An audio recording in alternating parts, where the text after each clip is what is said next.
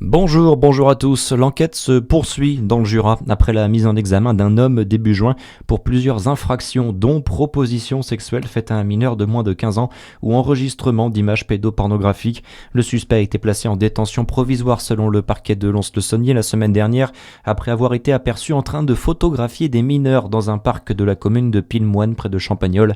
Les habitants de la commune doivent être informés de la situation dans le prochain journal municipal. Plusieurs hommages à Liana encore ce week-end dans nos territoires. À Besançon notamment, le graffeur bisontin Nacle a peint sur l'un des murs d'une passerelle une fresque en hommage à l'adolescente de 11 ans. Une œuvre de 10 heures pour interpeller la population autour du sujet de la protection de l'enfance. En Saône-et-Loire également, une centaine de personnes s'est réunie hier matin place de l'hôtel de ville à Montceau-les-Mines pour observer une minute de silence. Dans le même temps, 150 associations féministes et de défense des enfants appellent à se rassembler chaque lundi soir dorénavant devant les palais de justice. Des manifestations pour protester contre les défaillances révélées par l'affaire Liana.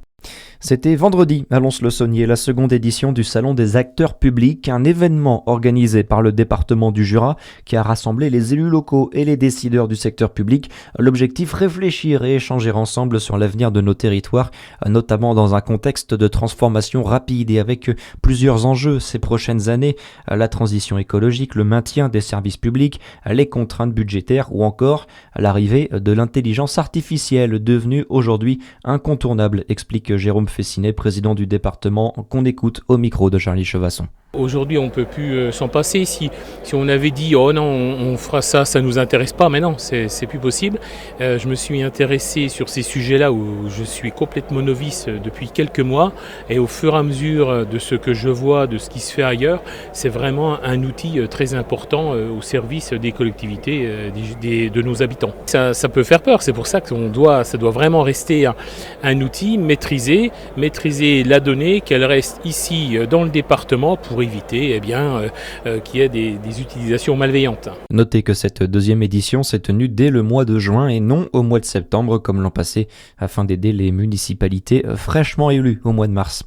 Dans le reste de l'actualité, la fin de la guerre au Moyen-Orient, les États-Unis et l'Iran sont parvenus à un accord la nuit dernière, une information confirmée par les Américains et les Iraniens, un accord qui prévoit la fin de la guerre sur tous les fronts, y compris le Liban. Autre avancée, la réouverture du détroit d'Ormuz. Il ouvre également la voie à des pourparlers d'ici 60 jours en vue d'un accord final.